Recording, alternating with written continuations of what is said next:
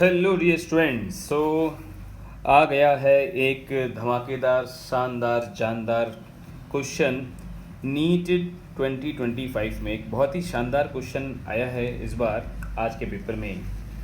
और सिर्फ स्टूडेंट ही नहीं, टीचर्स भी इस क्वेश्चन के बारे में सोच रहे थे। सभी लोग इसके सोल्यूशन के बारे में सोच रहे थे। बच्चे तो परेशान थे ही, टीचर्स भी परेशान थे कि ये क्वेश्चन किस प्रकार का है और इसको कैसे किया जाए।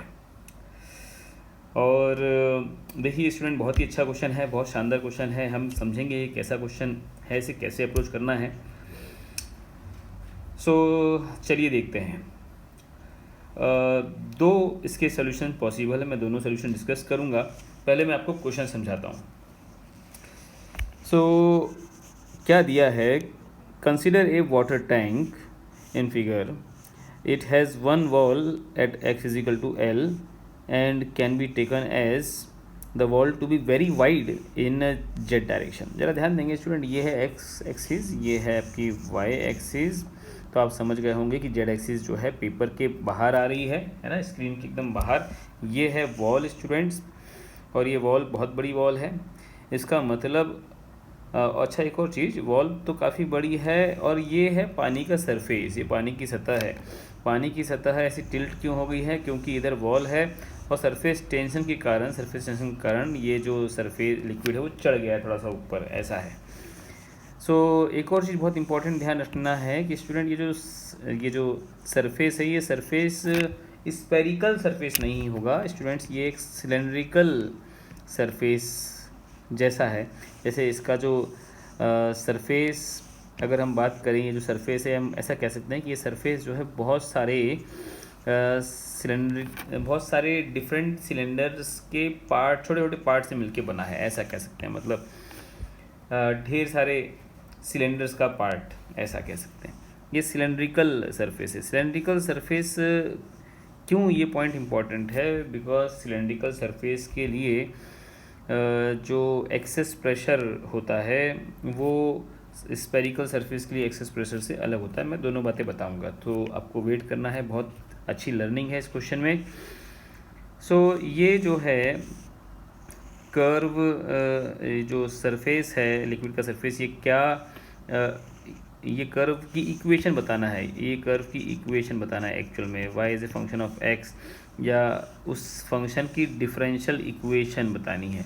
तो कैसे हम क्वेश्चन को अप्रोच करेंगे? एक मेथड है स्टूडेंट फोर्स मेथड, और एक है एक्सेस प्रेशर वाली मेथड।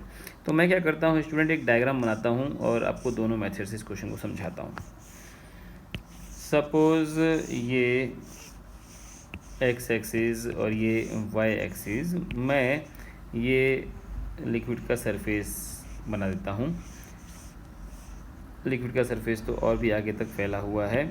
मैंने सपोज़ एक पॉइंट यहाँ कंसिडर किया। ज़रा ध्यान देंगे, ये वॉल है स्टूडेंट, है ना, इसको मैं वॉल बनाता हूँ। ये तो वॉल है और लिक्विड का सरफेस। तो अब देखेंगे स्टूडेंट्स, ये जो लिक्विड है ये पूरा ऐसे भरा हुआ नीचे तक, ये इधर भी लिक्विड है, ऐसा नहीं है। ये सरफेस इधर तक एक्सटेंड कर रहा होगा, लेकिन अभी हमें सिर्फ इतने ही पार्ट की बात करनी है। तो स्टूडेंट्स, अगर हम बात करें तो हम ये कह सकते हैं, अगर मैं इतने पार्ट की एफबीडी बनाऊँ, इतने ही पार्ट की, लिक्विड का सरफेस ये और इतने पार्ट, और स्टूडेंट अगर मैं आपको 3D डायग्राम बना के दिखाऊँ तो ये डायग्राम कुछ ऐसा है। ज़रा ध्यान देना, मैं कोशिश करता हूँ समझाने का। ये वॉल काफ़ी बड़ी है, तो ये अंदर चले जाएं अगर हम इस तरीके से, तो ये इस तरीके से ये एक अंदर तक, और ये वॉल ही बनाई है स्टूडेंट। ये मैंने क्या बनाई है? ये वॉल। एक्चुअल में तो डायग्राम ऐसे बनना चाहिए। ये वॉल है आपकी और ये लिक्विड का सरफेस है, ये लिक्विड का सरफेस है। तो मैं सरफेस ऑफ लिक्विड को ऐसे रिप्रेजेंट कर दिया। और इसको अगर मैं सिर्फ 2D फिगर में देखूंगा तो 2D फिगर में तो एकदम सिंपल सा डायग्राम बनता है। ये x एक्सिस, ये y एक्सिस, है ना, और ये वॉल है। मैं सब कुछ मार्किंग कर देता हूँ। ये y एक्सिस, ये x एक्सिस, लिक्विड का सरफेस स्टूडेंट्स कुछ ऐसा हो चुका है, लिक्विड का सरफेस कुछ ऐसा है। तो देखो स्टूडेंट कैसे हम आगे बढ़ सकते हैं। देखो ये जो लिक्विड का जो सरफेस है, ये लिक्विड जो इतना लिक्विड है, ये एक प्रकार से लिक्विड का ब्लॉक हो सकता है, ब्लॉक है ये, और इस ब्लॉक पर नीचे mg लग रहा है और ये ऊपर चढ़ा है लिक्विड, तो ऊपर की तरफ कोई फोर्स भी तो होना चाहिए ना। तो अब मैं उसी फोर्स की बात करने वाला हूँ। साइड से देखते हैं इस लिक्विड को, नीचे क्या है स्टूडेंट, mg। और अगर हम बात करते हैं तो ये जो लिक्विड है, इस लिक्विड को due to surface tension late से ये जो लेंथ है ना स्टूडेंट, इसको L मान लेते हैं। ये जो लेंथ है इसको मैं L मान रहा हूँ, L लेंथ है सरफेस की। तो नीचे तो mg है। अब ड्यू टू सरफेस ये कितनी लेंथ है अंदर, L, तो सरफेस टेंशन के कारण जो फोर्स होता है वो पहली बात होता है S इंटू L, किधर होता है, अलॉन्ग द सरफेस होता है। और हम बात कर रहे हैं कि ये जो वॉल है, ये वॉल लिक्विड के सरफेस को कैसे खींच रही होगी, इस तरीके से खींच रही होगी, S इंटू L। स्टूडेंट्स ये एंगल दिया है थीटा, ऑल्दो क्वेश्चन में मेंशन है कि थीटा बहुत स्मॉल है, बहुत स्मॉल है, तो मैंने तो डायग्राम में बड़ा बनाया है, उसे घबराना नहीं है। अगर बात करता हूँ तो ये एस एल की दो कॉम्पोनेंट होंगे, एस एल कॉस थीटा, और इधर की तरफ एक कॉम्पोनेंट होगा एस एल साइन थीटा। तो जाहिर सी बात है ये जो एस एल है, एस एल नेट फोर्स तो जीरो है ना यार, ये इक्विलिब्रियम में है कि नहीं है, ये इतना सा जो पोर्शन है, मैं इतने से पोर्शन की बात कर रहा हूँ, ये इक्विलिब्रियम में है कि नहीं है, इक्विलिब्रियम में है। तो एस एल साइन थीटा जो है वो mg के बराबर होना चाहिए। अब देखो क्वेश्चन में बोला हुआ है theta is very small. Theta अगर वेरी स्मॉल है तो स्टूडेंट्स हम ये सब जानते हैं कि आप साइन थीटा को थीटा टेन थीटा लिख सकते हैं, तो थीटा को ही आप साइन थीटा लिख सकते हो, इसको आप टेन थीटा भी लिख सकते हो, इसको आप dy/dx लिख सकते हो, क्वेश्चन में मेंशन है, तो फिर तो क्यों ना लिखें। अब देखो स्टूडेंट कैसे आगे बढ़ना है, तो देखो ये एस एल dy/dx, इधर मास को क्या लिखेंगे आप, मास स्टूडेंट होता है रो इंटू वॉल्यूम, और स्टूडेंट रो इंटू वॉल्यूम क्या होता है, एरिया ऑफ बेस इंटू जो हाइट या यहाँ पे लेंथ, जैसे सिलेंडर का एरिया क्या लिखते हैं आप, area of base pi r square, volume क्या लिखोगे, area of base pi r square into l. तो सिमिलरली कुछ इस तरीके से ही मैं देख पा रहा हूँ कि ये हो गया इसका बेस का एरिया, और ये हो गई हाइट L, तो इस तरीके से लिख रहा हूँ area of base into height वाला फॉर्म लगा के। तो हम क्या देख रहे हैं, ये है स्टूडेंट एरिया, तो क्रॉस सेक्शन एरिया इसका, और अंदर एक L लेंथ का ब्लॉक मान लो, L लेंथ तक, तो एरिया इंटू L इंटू जी। अब जरा ध्यान दें स्टूडेंट, ये जो एरिया है ये क्या है, ये एरिया अंडर दिस कर्व, ये कर्व अगर y is equal to f of x है तो इसको आप एरिया अंडर कर्व नहीं बोल सकते, तो rho into area under curve क्या लिखेंगे, y/dx, L भी है G भी है, ये इस तरीके से यहाँ पे क्या था, L है dy/dx है। तो ये देखो स्टूडेंट बहुत ही प्यारा तो कहीं से कहीं तक नहीं, डरावना है। तो ये L से L कैंसिल हो गया, आप देखेंगे इधर dy/dx इज इक्वल टू रो और रो G अपॉन S, और यहाँ पे इंटीग्रल ऑफ y/dx है। अब यहाँ पे स्टूडेंट थोड़ा ध्यान देना, इस इक्वेशन को डिफरेंशिएट कर देता हूँ मैं on both side, differentiation on both side with respect to x। तो जब आप डिफरेंशिएट करते हैं तो इधर हो गया d²y/dx², और ये रो G/s, और ये क्या हो गया स्टूडेंट्स y। अरे आप y को इंटीग्रेट कर रहे थे तो ये आ गया, उसको डिफरेंशिएट कर देंगे, इस क्वांटिटी को, पूरी क्वांटिटी को डिफरेंट करके क्या बन जाएगा, y बन जाएगा, सीधी सी बात है।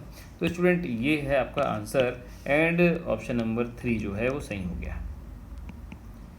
ठीक, अब दूसरा और बहुत ही इंटरेस्टिंग सा सोल्यूशन देखो स्टूडेंट, बहुत ही बढ़िया सा।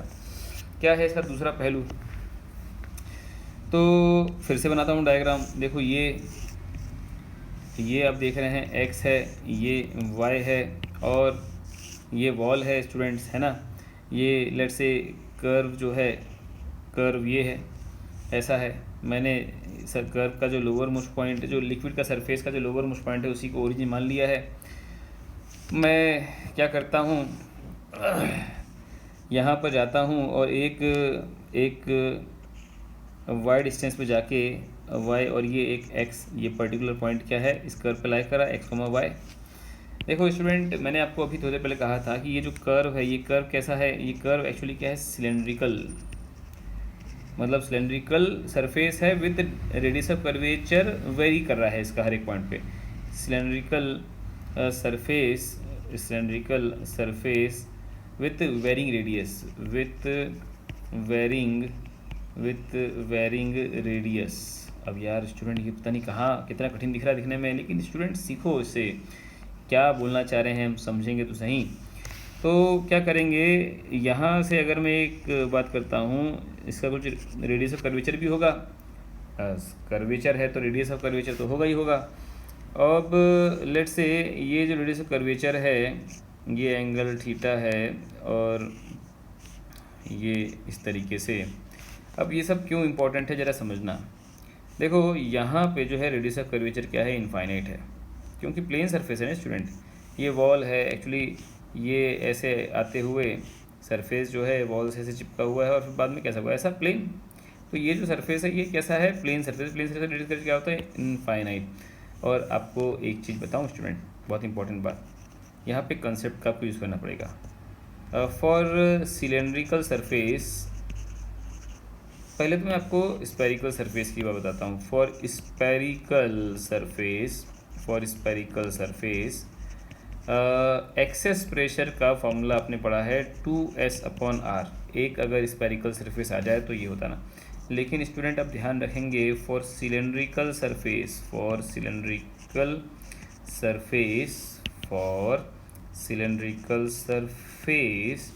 जो एक्सेस प्रेशर होता है वो सिर्फ s/r होता है। ये इम्पोर्टेंट पॉइंट है। अब क्यों ये सब बातें इंपॉर्टेंट है, ज़रा उसको भी समझते हुए चलते हैं भाई, क्वेश्चन तो समझना ही है। यहाँ पर ओपन टू एटमॉस्फेयर तो प्रेशर क्या है, P नॉट। अब क्योंकि रेडियस ऑफ कर्वेचर इनफाइनाइट है तो एक्सेस प्रेशर क्या हो गया, 0। तो इसके नीचे भी एक्सेस प्रेशर क्या है, P नॉट ही है, मतलब जो प्रेशर है P नॉट है। यहाँ से लेकर यहाँ चले जाओ, यहाँ प्रेशर कितना है स्टूडेंट, यहाँ जो प्रेशर है वो भी क्या है, P नॉट है। फिर अब देखो नीचे ग्रेविटी है, तो जस्ट ऊपर जाऊँगे, यहाँ पे सरफेस के नीचे ना प्रेशर होगा P naught minus rho g into y. अरे ऊपर जाते तो प्रेशर कम नहीं होता क्या, और सरफेस के ऊपर तो pressure open to atmosphere P naught है। मतलब जिस पॉइंट पर हम बात कर रहे हैं, इस पॉइंट पे प्रेशर में डिफरेंस कितना है ज़रा देख के बता तो दो। तो आप देखेंगे ये पॉइंट को आप नाम दे दो A। तो एट पॉइंट A आप देखेंगे एक्सेस प्रेशर जो है वो एक्चुअल में वो रो जी वाई है। अरे है कि नहीं भाई, देखो वो सरफेस के ऊपर P नॉट है और नीचे क्या है, P naught minus rho g y है कि नहीं। सो ये हो गया। और अपने को ये पता है कि delta P for cylinder surface क्या होता है, s/r इज इक्वल टू यहाँ पे रो जी वाई लिखा है।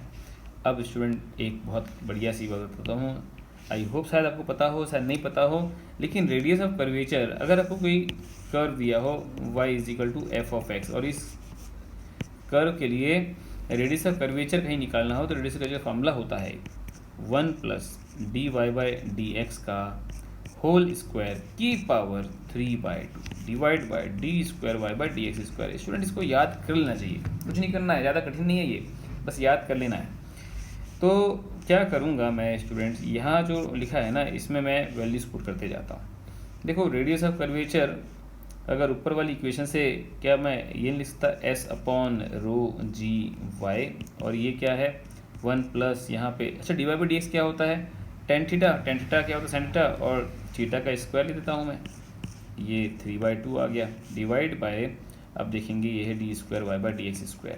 अब देखो स्टूडेंट अच्छी बात क्या है, क्वेश्चन में ये मेंशन है कि थीटा बहुत स्मॉल है, क्वेश्चन में मेंशन है थीटा स्मॉल है, as theta is very small. देखो वो जो 1 प्लस थीटा का स्क्वायर लिखा है, 1 प्लस थीटा का स्क्वायर, थीटा की वैल्यू तो 1 के सामने क्या हो गई, अरे नेग्लेक्ट हो गई कि नहीं हो गई। तो एज थीटा एक मिनट स्टूडेंट्स,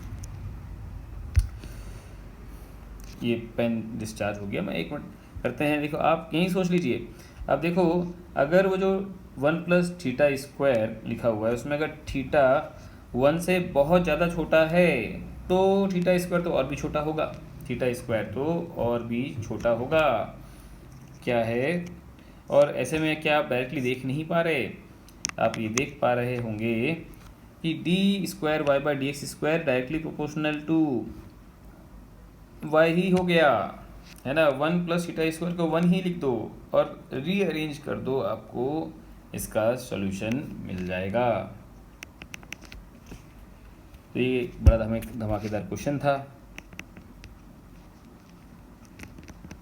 पहली बार ये